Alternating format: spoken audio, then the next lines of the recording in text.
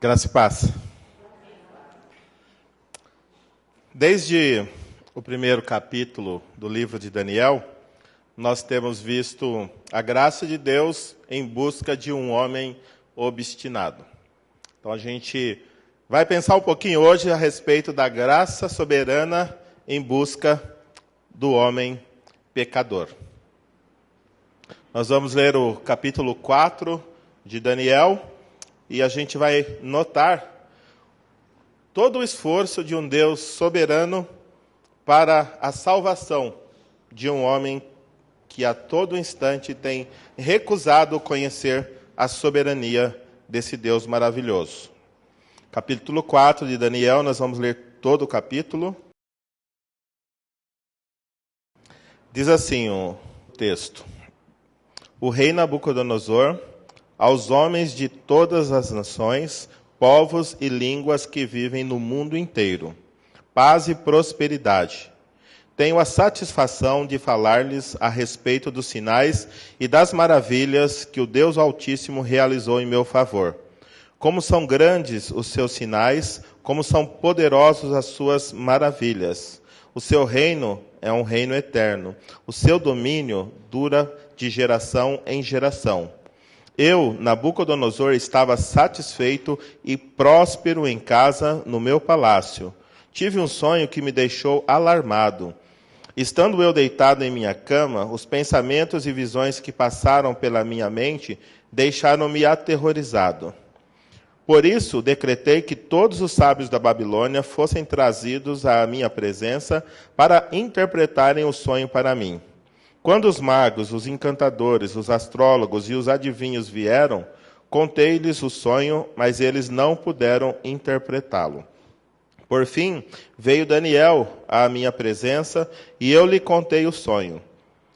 Ele é chamado Beltesazar, em homenagem ao nome do meu Deus.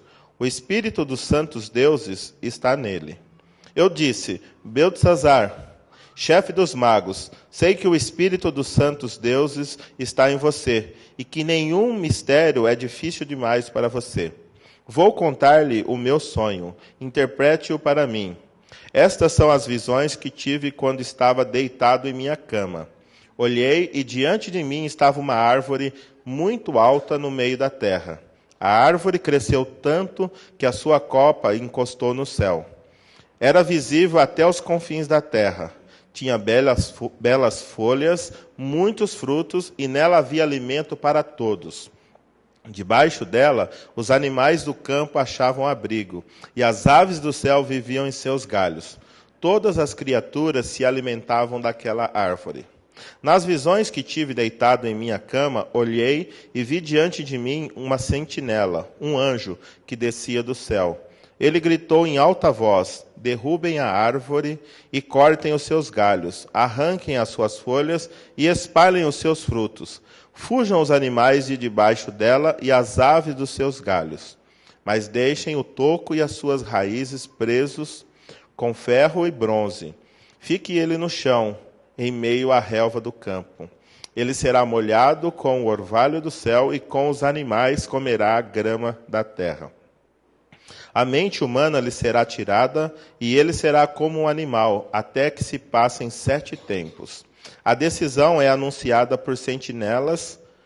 Os anjos declaram o veredito para que todos os que vivem saibam que o Altíssimo domina sobre os reinos dos homens e os dá a quem quer, e põe no poder o homem mais simples, o mais simples dos homens. Esse é o sonho que eu, o rei Nabucodonosor, tive. Agora, Beltesazar, diga-me o significado do sonho, pois nenhum dos sábios do meu reino consegue interpretá-lo para mim, exceto você, pois o espírito dos santos deuses está em você. Então, Daniel, também chamado Beltesazar, ficou estarrecido por algum tempo, e os seus pensamentos os deixaram aterrorizado. Então eu disse: Beltesazar, não deixe que o sonho ou a sua interpretação o assuste. Beltesazar respondeu: meu senhor, quem dera o sonho só se aplicasse aos teus inimigos e o seu significado somente aos teus adversários.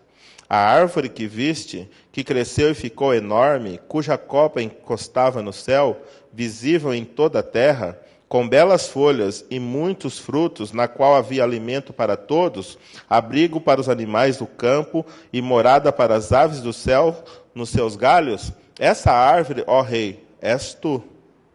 Tu te tornaste grandes e poderoso, pois a tua grandeza cresceu até alcançar o céu, e o teu domínio se estende até os confins da terra. E tu, ó rei, viste também uma sentinela, o anjo que descia do céu e dizia: derrubem a árvore e destruam-na, mas deixem o toco e as raízes, presos com ferro e bronze. Fique ele no chão, em meio à relva do campo. Ele será molhado com o orvalho do céu e viverá com os animais selvagens até que se passem 7 tempos. Esta é a interpretação, ó rei, e este é o decreto que o Altíssimo emitiu contra o rei, meu senhor.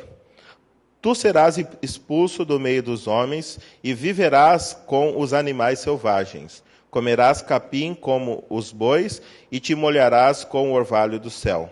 Passarão 7 tempos, até que admitas que o Altíssimo domina sobre os reinos dos homens e os dá a quem quer. A ordem para deixar o toco da árvore com as raízes significa que o teu reino te será devolvido quando reconheceres que os céus dominam. Portanto, ó rei, aceita o meu conselho. Renuncia a teus pecados e a tua maldade. Pratica a justiça e tem compaixão dos necessitados. Talvez, então, continues a viver em paz. Tudo isso aconteceu com o rei Nabucodonosor. 12 meses depois, quando o rei estava andando no terraço do palácio real da Babilônia, disse: acaso esta não é a grande Babilônia que eu construí como capital do meu reino, com o meu enorme poder e para a glória da minha majestade? As palavras ainda estavam nos seus lábios, quando veio do céu uma voz que disse: é isto que está decretado quanto a você, rei Nabucodonosor. Sua autoridade real lhe foi tirada. Você será expulso do meio dos homens, viverá com os animais selvagens e comerá capim com os bois. Passarão 7 tempos até que admitas que o Altíssimo domina sobre os reinos dos homens e os dá a quem quer. A sentença sobre Nabucodonosor cumpriu-se imediatamente. Ele foi expulso do meio dos homens e passou a comer capim como os bois. Seu corpo molhou-se com o orvalho do céu, até que os seus cabelos e pelos cresceram como penas de águia, e as suas unhas como as garras das aves. Ao fim daquele período, eu, Nabucodonosor, levantei os olhos ao céu e percebi que o meu entendimento tinha voltado. Então, louvei o Altíssimo, honrei e glorifiquei aquele que vive para sempre. O seu domínio é um domínio eterno. O seu reino dura de geração em geração. Todos os povos da terra são como nada diante dele. Ele age como lhe agrada com os exércitos dos céus e com os habitantes da terra. Ninguém é capaz de resistir à sua mão ou dizer-lhe: o que fizeste? Naquele momento, voltou-me o entendimento e eu recuperei a honra, a majestade e a glória do meu reino. Meus conselheiros e os nobres me procuraram, meu trono me foi restaurado e a minha grandeza veio a ser ainda maior. Agora eu, Nabucodonosor, louvo, exalto e glorifico o Rei dos céus, porque tudo o que ele faz é certo e todos os seus caminhos são justos. Ele tem poder para humilhar a quem vive com arrogância. Oremos. Santo Deus, em nome do Senhor Jesus, mostra-nos a Tua graça maravilhosa nesse texto, a Tua graça maravilhosa na busca do rei Nabucodonosor, a forma como o Senhor o salvou e a forma como o Senhor também nos alerta a respeito dos perigos que há em viver em desacordo com a Tua vontade. Fala conosco aqui esta noite, Pai, em nome de Jesus. Amém. Podemos assentar. Nós vamos pensar um pouquinho hoje sobre a soberana graça de Deus na salvação de um homem pecador. Nós sempre ouvimos falar a seguinte frase: eu aceitei a Jesus. Eu busquei a Jesus, eu busquei a Deus. Mas quando a gente começa a olhar com mais profundidade para as Escrituras, nós vamos perceber que é sempre ao contrário. É Deus quem nos busca.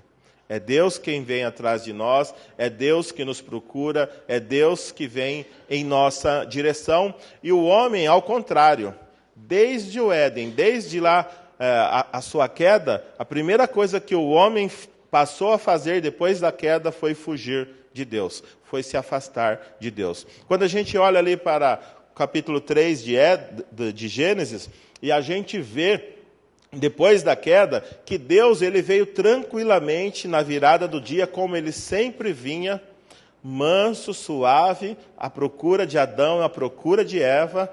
E o texto não diz que quando eles ouviram trovões, o grito, a ira de Deus, então eles fugiram. O texto diz claramente que quando eles ouviram os passos do Senhor, eles fugiram, eles foram se esconder. Então, a grande questão, depois da queda, o homem sempre se afasta de Deus, sempre foge de Deus. E a gente vê, desde o capítulo 1, Deus planejando a salvação de um homem obstinado, de um homem sedento por poder, sedento por glória, de um homem que resiste a todo instante reconhecer a soberania de Deus e que deseja ser adorado como o próprio Deus. Desde o capítulo 1, se a gente observar, Deus está arquitetando a salvação de Nabucodonosor, que eu creio que aconteceu exatamente agora no capítulo 4. Nós vamos falar sobre a seguinte proposição: quando Deus chama um homem através de sua graça soberana, até mesmo um coração orgulhoso diante dele se derrama. Quando Deus chama um homem pecador através da sua graça soberana, até mesmo o coração orgulhoso diante dele se derrama. Não tem como alguém resistir à graça de Deus quando essa parte em busca de uma pessoa. O primeiro ponto que a gente pode ver é que desde o capítulo 1, Deus tem feito o quê? Deus coloca testemunhas de sua graça diante do homem pecador. Se a gente olhar, Deus já estava planejando tanto a salvação de Nabucodonosor quanto a manutenção dos próximos reinos.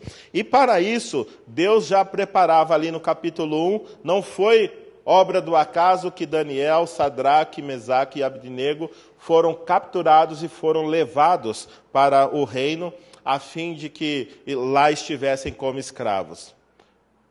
A presença de Daniel e seus amigos ali na corte foi a manifestação da graça de Deus, oferecendo uma oportunidade para o rei Nabucodonosor e todos os seus súditos ouvirem falar do Deus Altíssimo, soberano, que reina sobre todas as coisas.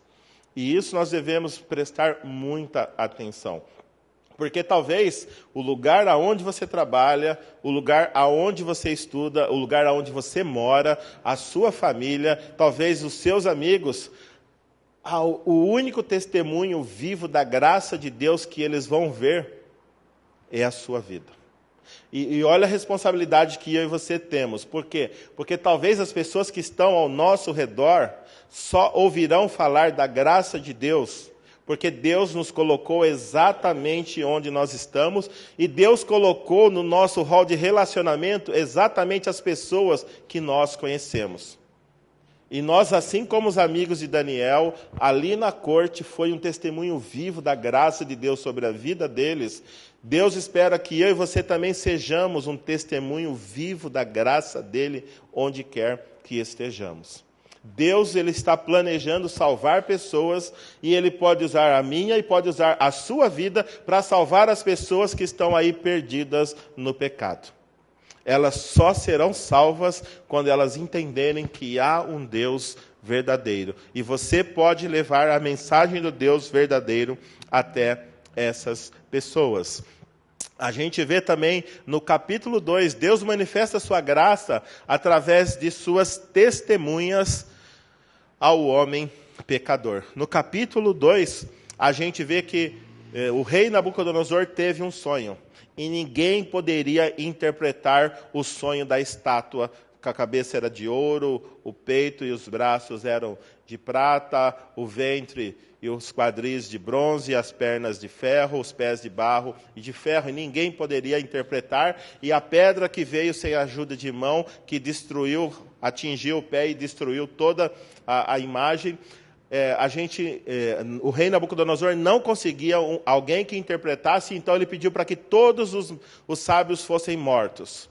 Então aparece Daniel e seus amigos, pedem permissão e um tempo, aí eles oram, Deus revela esse sonho a Daniel, e dessa forma Daniel não somente interpreta, mas ele também conta o sonho que o rei Nabucodonosor teve e o interpreta, dizendo que ele era o cabeça de ouro, mas que depois dele viriam outros reinos mais fracos do que eles, mas então, por fim, viria um reino eterno, que é o reino de Cristo. Nabucodonosor ficou abismado com a capacidade que o próprio Daniel disse que não era dele, mas que vinha do Deus Altíssimo. Então Daniel teve a oportunidade de testemunhar a respeito do Deus Altíssimo para rei Nabucodonosor e todos os sábios e os mágicos, os encantadores ali da corte, porque mostrou que a capacidade dele era maior do que a de todos os demais, mas não porque ele era melhor, mas porque o Deus Todo-Poderoso agia na vida dele. Então Deus prossegue manifestando a sua graça ali na Babilônia. Capítulo 3, Deus manifesta a sua graça ao homem pecador através do livramento dos seus servos. Lembra que Nabucodonosor, mesmo sendo considerado a cabeça de ouro, ali no capítulo 2, ele não se contentou em ser a cabeça de ouro. No capítulo 3, ele constrói não apenas uma cabeça, mas uma estátua inteira de ouro e deseja adoração a essa estátua. E diz que quem não adorasse seria lançado na fornalha numa fornalha extremamente quente. E a gente vê que quando tocou a banda inteira, todos aqueles instrumentos, todos os habitantes do reino se curvaram diante daquela imagem. Menos Sadraque, Mesaque e Abednego, que permaneceram em pé. E quando eles foram denunciados pelos invejosos, porque Sadraque, Mesaque, Abednego e Daniel, eles haviam sido colocados num cargo acima dos demais. E os demais, com inveja, foram e denunciaram Sadraque, Mesaque e Abednego ao rei Nabucodonosor. E o que acabou acontecendo? O rei, furioso, pediu para que tocasse novamente a banda, e quando a banda tocasse, ordenou para que eles se curvassem. Que se eles não se curvassem, ele disse: eu quero ver que Deus poderá livrar vocês da minha mão. E a palavra dos amigos de Daniel foi extraordinária. Disse: quanto a isso, rei, nós não precisamos nos defender. Nós não precisamos responder ao Senhor. O nosso Deus, a quem servimos, se quiser, pode nos livrar. Mas ainda que ele não queira, ainda assim nós não adoraremos a tua imagem. O rei ficou super irado. Mandou aquecer 7 vezes mais a fornalha. Então pediu para que seus soldados jogassem os amigos de Daniel dentro da fornalha. E quando eles foram lançar os amigos de Daniel, a chama era tão poderosa que matou os soldados que jogaram os 3 lá dentro. Mas mais alarmado ficou o rei quando olhou para dentro e disse: nós não jogamos 3? Porque agora existem 4 lá dentro, andando com toda a liberdade, e um ainda parece um filho dos deuses. Então Deus manifestou a sua graça mais uma vez, mostrando que há sim um Deus soberano que pode livrar os seus servos da mão do poderoso rei Nabucodonosor. E Nabucodonosor então exaltou e glorificou esse Deus, mas pena que foi apenas de boca, ainda não havia se convertido, seu coração ainda não havia se rendido ao Senhor. Mas agora, no capítulo 4, a gente vê Deus ainda em busca desse rei obstinado. Deus manifesta sua graça quando avisa o homem pecador do juízo sobre a sua impiedade. Mais uma vez, o rei Nabucodonosor, dormindo, ele tem um sonho. E nesse sonho, ele vê uma árvore muito grande, que vai crescendo e enche toda a terra. Até dos confins da terra dá para se ver essa árvore. E diz que nessa árvore tinha abrigo para todos os animais da terra. E todas as aves da terra iam se aninhar em suas árvores, em seus galhos. E diz também que toda a terra se alimentava dos frutos que essa árvore dava. Essa árvore se tornou extraordinária. Mas então ele ouviu uma voz, um sentinela, um anjo, dizendo que essa árvore deveria ser cortada e os seus galhos deveriam ser tirados, mas que deveria se deixar o toco preso com ferro e bronze, deveriam permanecer o toquinho ali. E aí o rei ficou alarmado. O que vem a ser esse sonho? Chamou os seus magos, os seus encantadores, os seus sábios, ninguém foi capaz de interpretá-lo. Mas ele esqueceu que Daniel, há tempos atrás, já tinha interpretado a mesma coisa. Aí então ele manda chamar Daniel, conta-lhe o sonho, e Daniel também fica muito assustado. E ele fala: quem me dera se o sonho dissesse respeito somente aos teus inimigos, e que as interpretações somente aos seus adversários. Então ele interpreta que aquela grande árvore era o próprio rei Nabucodonosor. Mas que essa árvore seria cortada. E que esse toco seria molhado pelo orvalho. E ele diz: a árvore é você, você será cortado, você será tirado de entre os homens, o orvalho molhará você e você comerá capim como com os bois. Ou seja, o rei Nabucodonosor, por causa do seu orgulho, passou a pastar. Exatamente, Deus mandou ele pastar. E o texto diz que ele ficou 7 anos comendo capim. 7 anos vivendo como um animal, sendo molhado pelo orvalho do céu, e ele perdeu o seu reino, perdeu tudo, e ele virou realmente um animal. Mas a gente vê a graça de Deus, que antes de executar o seu juízo, ele dá a possibilidade de Nabucodonosor reconhecer o seu pecado, reconhecer o seu orgulho, reconhecer as suas falhas e reconhecer que há um Deus soberano e que, caso o coração dele não se arrependesse e se humilhasse diante desse Deus, ele seria castigado. Então, o rei Nabucodonosor, ele tem uma oportunidade. Deus lhe dá a graça de saber, antes de ser castigado, que seria castigado caso não mudasse de atitude. Então a gente vê aqui, e a gente vê também a ousadia e a coragem de Daniel no verso 27, quando ele diz assim: portanto, ó rei, aceita o meu conselho, renuncia a teus pecados e a tua maldade, pratica a justiça e tem compaixão dos necessitados. Talvez então continues a viver em paz. Eu creio que a cada dia que a gente lê a palavra de Deus, Deus nos dá a oportunidade de conhecer quem somos e quem Ele é, e a vontade dEle, os nossos pecados, e a cada dia que a gente escuta uma mensagem, cada dia que a gente escuta uma pregação, cada dia que a gente é confrontado, nós podemos entender que é o próprio Deus nos chamando para o arrependimento, a fim de que ali no futuro o juízo não venha sobre as nossas vidas. Cada vez que somos exortados, ao invés de ficarmos bravos com aquele que nos exorta, nós devemos agradecer a Deus, porque Ele está nos concedendo de maneira graciosa um aviso para que a gente mude de vida, para que a gente mude de atitude antes que o pior aconteça. E a gente vê aqui, então, Deus concedendo essa graça ao rei Nabucodonosor. Mas a gente também continua vendo, Deus manifesta sua graça através da paciência, esperando arrependimento do homem pecador.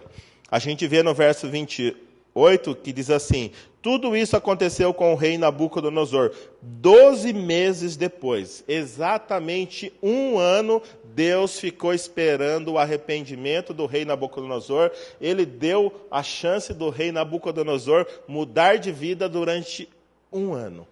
Ele tinha ali Daniel servindo a ele, Sadraque, Mesaque e Abednego, testemunhas vivas do poder de Deus. Ele viu ali pessoas falando e testemunhando que há um Deus Altíssimo que é capaz de livrar. Mas mesmo assim ele continuava orgulhoso. É interessante que ele ficou um ano. E quando a gente volta para a história de Davi, a gente também percebe que Davi demorou um ano para arrepender do seu pecado e ser perdoado por Deus. Então, Deus ele é longânimo, mas a grande dificuldade é que se tem um atributo de Deus que é muito mal interpretado e muito abusado, é a paciência de Deus. O fato de ele nos dar oportunidade de viver em pecado, enquanto ele nos avisa e tenta nos alertar para o perigo, a gente acaba entendendo que ele não se preocupa com o nosso pecado. E aí a gente continua no pecado dia após dia porque ele não faz nada. Então a gente pensa, Deus não está muito preocupado com isso que eu estou fazendo. Não, ao contrário. A Bíblia diz que a bondade e a misericórdia de Deus é que deve nos levar ao arrependimento. E diz também que lá em Pedro, 2 Pedro 2,19, diz também que ele não está sendo tardio, mas ele está dando tempo para que a gente se arrependa. E a gente, às vezes, pelo fato de ele estar nos dando tempo para o arrependimento, a gente às vezes acredita que ele não está se importando com o mal que estamos fazendo. E aqui o rei Nabucodonosor pode ter passado pela mente dele a mesma coisa. Veio o aviso, veio o sonho, veio o alerta e ele continuou tranquilamente no seu palácio. Até que diz que um ano depois ele está ali observando os jardins suspensos da Babilônia, né? Observando o seu grande reino que ele diz que construiu com o seu poder para a sua própria glória. E quando ele está falando isso, a palavra ainda estava na boca dele, o juízo veio. E diz que o entendimento dele saiu e ele passou a viver como um animal durante 7 anos. Se você for procurar na história secular, você vai ver que ele ficou doente realmente. A história secular não diz que foi um juízo de Deus sobre a vida dele, mas diz que durante 7 anos ele teve uma doença que ele passou a viver como um animal. Tem um nome esquisito lá, mas a história secular afirma que realmente o rei Nabucodonosor, durante um período, ficou fora do seu reino. A grande questão é, embora Deus fora longânimo, chegou um dia que ele manifestou o juízo que havia prometido. A palavra dele é fiel, ela não falha. E assim como ele disse, aconteceu. E a gente entende que, pelo fato de ele ser paciente, não quer dizer que ele é conivente com o nosso pecado. Mais cedo ou mais tarde, ele nos julgará. O próximo ponto é esse: Deus manifesta a sua graça através do juízo sobre um homem pecador. Muitas vezes nós acreditamos que a disciplina que vem de Deus é algo ruim. Mas para Nabucodonosor não houve nada melhor na vida dele do que ter sido disciplinado pelo Senhor. A maior demonstração de graça na vida do rei Nabucodonosor foi ser um alvo do juízo de Deus, porque esse juízo de Deus levou o rei Nabucodonosor e o seu coração exatamente aonde Deus queria. Depois de se passarem 7 anos pastando, comendo grama, recebendo orvalho sobre as costas, vivendo como animal, sem o seu reino, sem os seus nobres, realmente, vivendo lá no pasto, depois de 7 anos, diz que lhe voltou o entendimento. E quando voltou o entendimento, o que ele fez? então ele exaltou a Deus e ele reconheceu o Altíssimo. Se ele não tivesse sido punido, se ele não tivesse sido disciplinado pelo Senhor, ele teria morrido no seu orgulho, ele teria morrido sem Deus e sem salvação e sem reconhecer o Altíssimo. E o próximo ponto que a gente vê é: Deus manifesta a sua graça concedendo arrependimento ao homem pecador. Até mesmo o arrependimento é um dom de Deus. Deus, ele espera, através da disciplina, que eu e você nos reposicionemos diante do pecado. Ele quer que eu e você tomemos uma nova atitude diante das coisas que ele tem nos alertado dia após dia, mas nós não temos dado atenção. Deus, ele pode conceder a nós a graça do arrependimento, de maneira que a gente se volte do pecado para ele, abandone a velha vida e os velhos atos, os velhos costumes, e dessa forma, então, receba a graça restauradora do Senhor. A gente vê no verso 33 a 35, ele dizendo assim: a sentença sobre Nabucodonosor se cumpriu imediatamente, ele foi expulso. Aí no verso 34 diz assim: ao fim daquele período, eu, Nabucodonosor, levantei os olhos aos céus e percebi que o meu entendimento tinha voltado. Então, primeira coisa que ele fez: louvei o Altíssimo, honrei e glorifiquei aquele que vive para sempre. E mais, o seu domínio é um domínio eterno.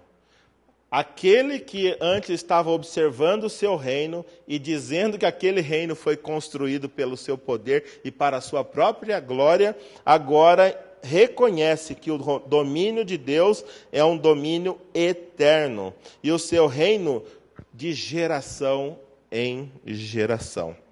E ele também fala: todos os povos da terra são como nada diante dele. Ele age como lhe agrada com os exércitos dos céus e com os habitantes da terra. Ninguém é capaz de resistir à sua mão ou dizer: o que fizeste? Aquele que achava que fazia o que queria, do jeito que queria, na hora que queria e para o propósito que queria, agora reconhece que quem faz tudo isso é única e exclusivamente o Altíssimo. E ele mesmo reconhece que Deus dá o reino a quem quer.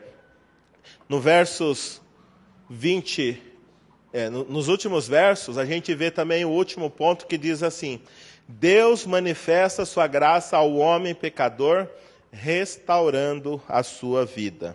Os versos 36 e 37, ele afirma assim: naquele momento voltou-me o entendimento, e eu recuperei a honra, a majestade e a glória do meu reino.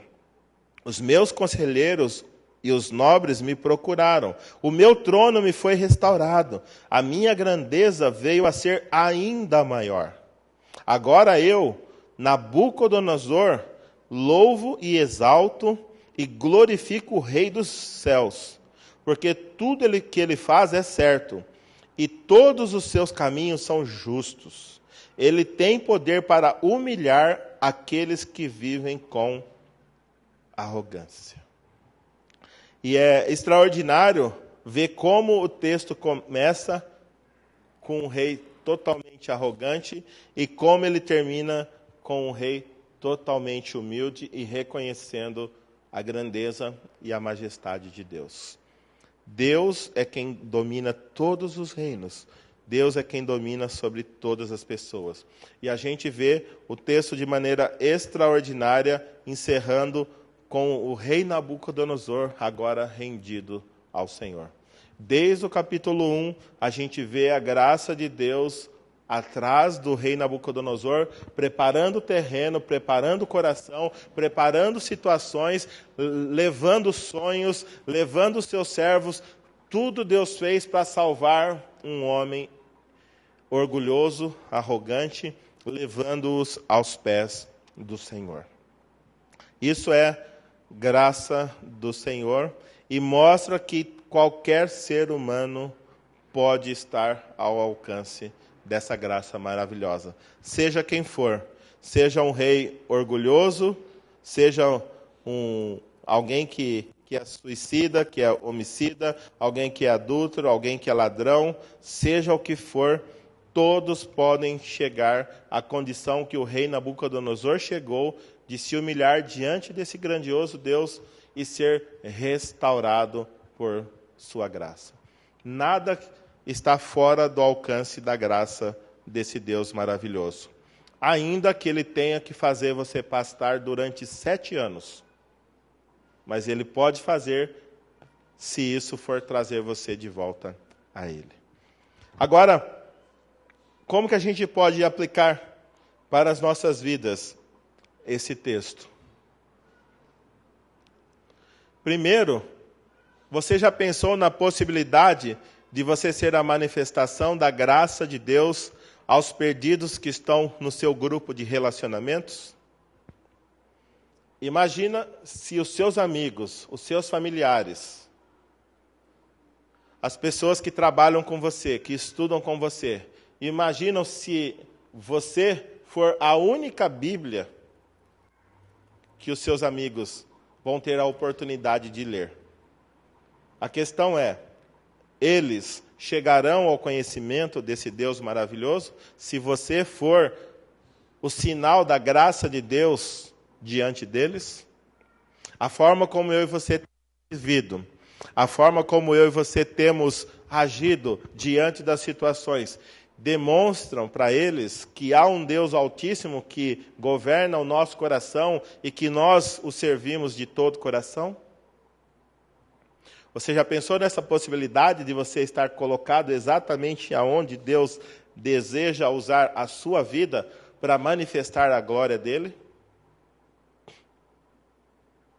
Já pensou nessa possibilidade? Que talvez alguns dos seus familiares jamais ouviriam falar de um Deus maravilhoso como o nosso, se você não estivesse ali do lado dele? E se você já pensou nisso, você tem usado essa oportunidade para testemunhar desse Deus maravilhoso? Sadraque, Mesaque, Abednego e Daniel, mesmo enfrentando situações difíceis, eles permaneceram fiéis a esse Deus maravilhoso e dessa forma, mesmo diante da morte, eles permaneceram firmes. E o rei Nabucodonosor foi quebrantado vez após vez, até que ele se rendeu a esse Deus maravilhoso. Da mesma forma, os nossos familiares, os nossos amigos, os nossos patrões, chefes, superiores, os nossos subordinados, poderão, aí fora, conhecer esse Deus maravilhoso se a nossa postura for uma postura de alguém firme, como Daniel e de seus amigos. Já pensou que você pode ser a graça de Deus na vida de pessoas de quem você deve chamar ao arrependimento diante de seus pecados? Imagine Daniel, ele interpretou o sonho e ainda depois falou: portanto, rei, arrepende-te dos teus pecados. Ele fez a vida dele valer, porque ele teve que confrontar o homem mais poderoso da face da terra. Ele falou: arrepende-te, no verso 27. Portanto, ó rei, aceita o meu conselho. Imagina, um súdito dizendo para um rei orgulhoso: renuncia a teus pecados e a tua maldade. Pratica a justiça e tem compaixão dos necessitados. Talvez então continues a viver em paz. Será que eu e você entendemos o nosso papel de luz e sal, aonde nós estamos inseridos, a fim de apontar o erro e ainda dar uma oportunidade para essas pessoas se arrependerem? Muitos podem mudar de vida se tão somente eu e você apontarmos para elas o erro que elas estão fazendo e mostrar que existe um Deus misericordioso que quer perdoá-las, que quer salvá-las, que quer realmente restaurar a vida delas. Muitas continuarão porque eu e você não fazemos o papel para o qual Deus nos salvou e nos colocou exatamente onde nós estamos. Deus espera que eu e você sejamos, assim como Daniel e seus amigos, testemunhas da graça dele.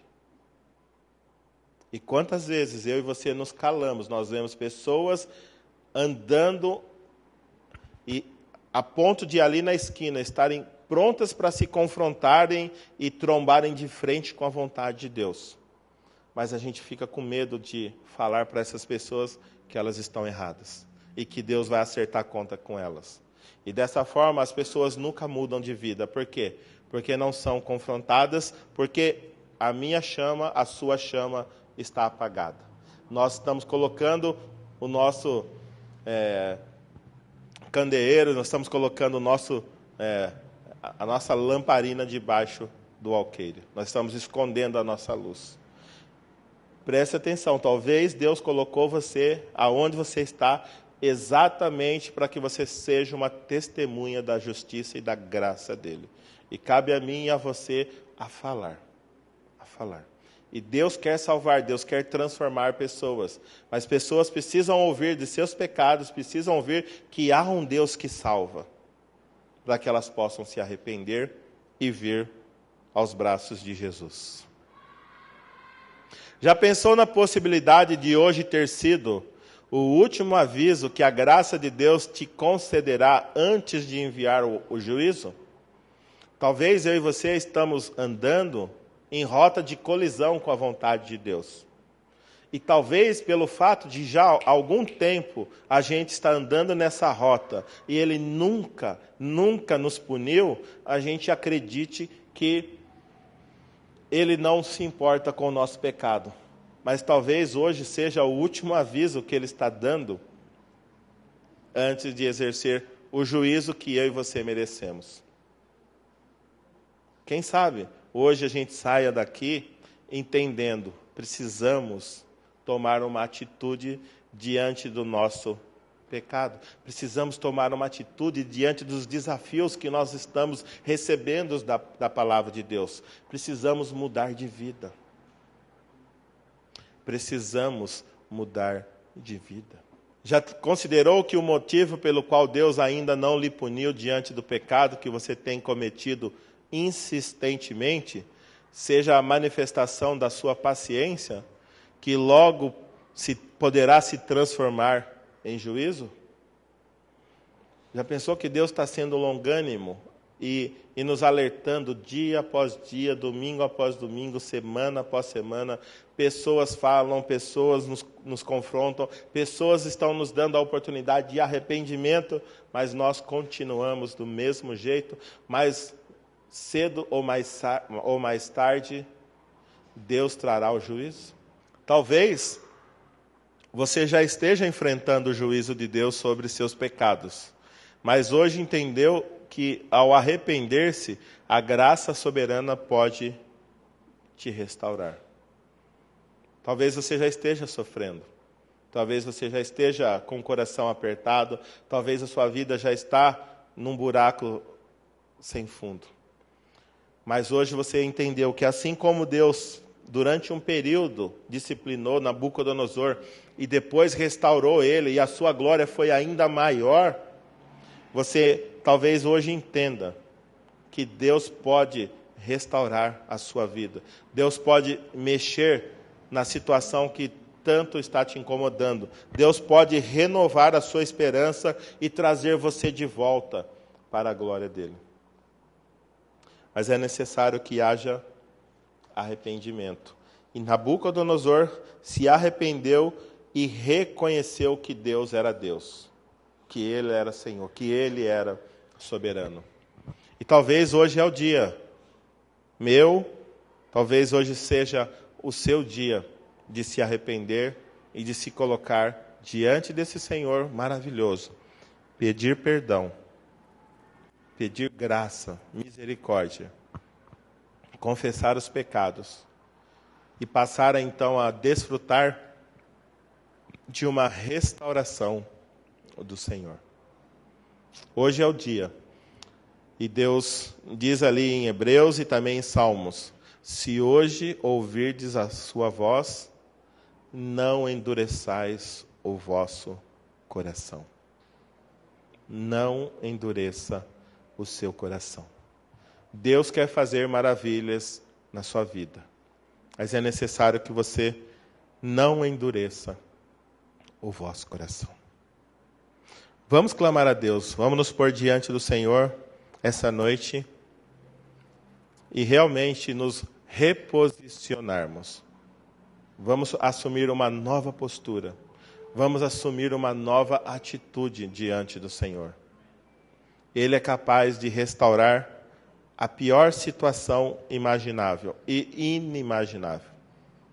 Não importa onde estejamos, não importa quão profundo seja o poço que nós estamos. Ainda que você já esteja pastando por causa dos seus pecados, Ele é capaz de restaurar a sua vida. É capaz de restaurar o seu coração, é capaz de restaurar o seu ser, através do arrependimento e através da graça maravilhosa. Você acredita nisso? Vamos orar, vamos clamar a graça de Deus sobre as nossas vidas. Santo e eterno Deus, esta noite nós fomos desafiados a abandonarmos os nossos pecados antes que o seu juízo venha. E mesmo que o seu juízo já esteja sobre as nossas vidas, ainda assim nós cremos que a tua graça é maravilhosa para poder nos dar o arrependimento e nos restaurar plenamente. E é por isso que esta noite nós estamos diante de Ti e queremos colocar as nossas vidas em Tuas mãos. E clamar: tem misericórdia de nós. Perdoa, Pai querido, os nossos pecados. Perdoa, Pai querido, a nossa obstinação. Perdoa, Pai querido, a nossa insistência em permanecer lutando contra a Tua vontade. E eu peço, Pai querido, que em nome do Senhor Jesus, que esta noite o Senhor nos conceda a graça do arrependimento genuíno, de um coração quebrantado diante do Senhor. Que o Senhor nos conceda a graça de podermos ser restaurados por Ti. Restaura o nosso coração, Pai. Restaura as nossas emoções, os nossos sentimentos. Restaura os nossos desejos. Restaura a nossa vida espiritual, o nosso relacionamento contigo. Restaura, Pai querido, o nosso primeiro amor. Dá-nos a graça de estarmos prostrados de coração diante de Ti, para que o Senhor possa nos sustentar com a Tua poderosa mão. Restaura a nossa vida, Pai. Em nome do Senhor Jesus. Amém.